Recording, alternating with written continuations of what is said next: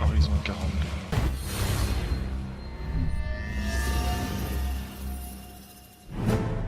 Salut à tous, citoyens et citoyennes, on se retrouve pour une nouvelle chronique d'Horizon 42.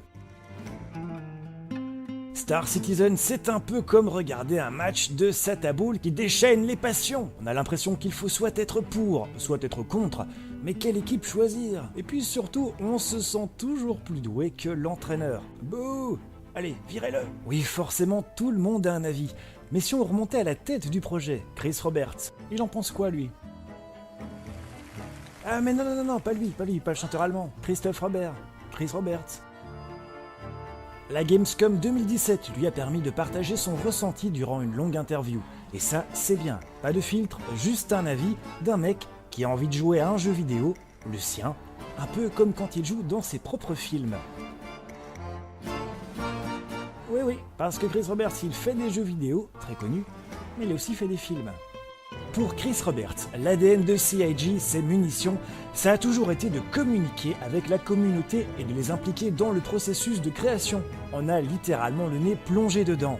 Et malgré tout, certaines personnes continueront à clamer qu'ils ne sont pas assez ouverts. CIG ne pourra jamais rendre tout le monde content avec leur choix parce que la communauté est beaucoup trop large, mais ils font de leur mieux pour garder tout le monde concerné et de respecter un maximum les donateurs. Pourtant, ils réalisent du contenu vidéo quotidien, ils communiquent chaque semaine sur ce qu'ils ont réalisé avec une large équipe de community managers. Bref, difficile de faire mieux pour mettre tout ça en boîte. Bref, en contribuant, on a l'impression d'être une petite pièce isolée dans un puzzle beaucoup plus large et beaucoup plus complexe. Voyez simplement plus large, ici vous êtes avec eux du début à la fin et ils vous montreront tout jusqu'au moment d'atteindre leur destination, votre destination. Même si parfois ça peut sentir le brûler. Enfin, le principal c'est d'arriver au bout.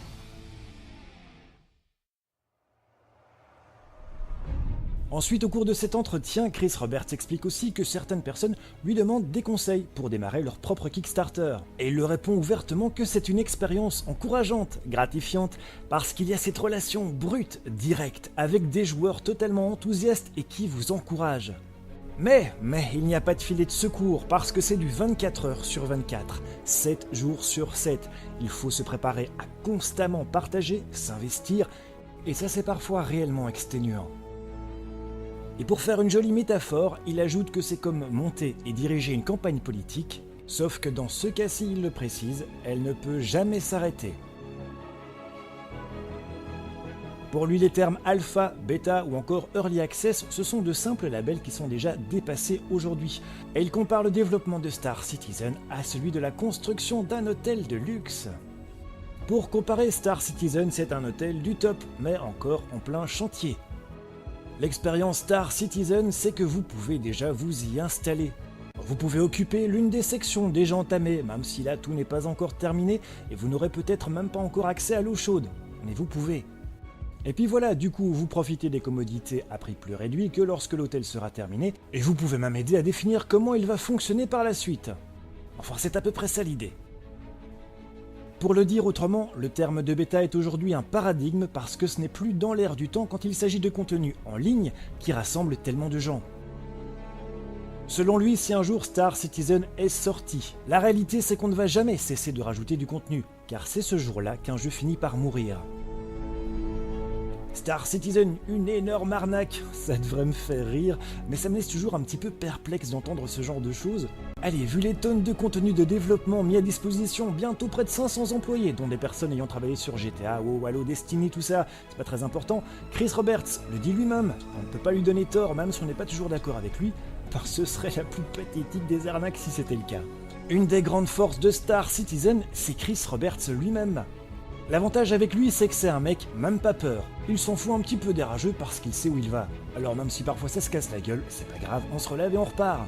Eh ben oui, Chris Roberts, c'est le mec qui te sort un Hornet pour la première fois en pleine démo et qui te le crache. C'est ça aussi. Oui, bon allez public, pour faire une comparaison simple et commencer à conclure, c'est un peu comme si Chris Roberts engageait un jour Luke Skywalker et Gimli pour faire un petit jeu, genre le Seigneur des Étoiles. Le Seigneur des Étoiles. vous laisse réfléchir. Et que vu le succès, l'engouement, il rebosse directement avec les mêmes sur le même jeu 2.0 en rendant aussitôt le tout plus ambitieux, plus abouti, et ce avec une réelle longévité. Et avec Luke Skywalker. Et comme le dit Chris Roberts lui-même, il sent la responsabilité sur ses épaules de devoir offrir un jeu, mais pas n'importe quel jeu, le meilleur jeu possible. Allez, on laisse le cri-cri d'amour travailler et Marc Hamill rejoindre son avion et on se dit à bientôt pour une nouvelle chronique sur Star Citizen. Alright, gentlemen. Fire up. Comme d'habitude, vous likez, vous commentez et puis abonnez-vous. Allez, c'est Marc Hamill. Si vous découvrez ce magnifique projet, inscrivez-vous dans le lien ci-dessous. Vous pourrez suivre toute l'actualité. Et puis, citoyens, citoyennes, à une prochaine sur Horizon 42.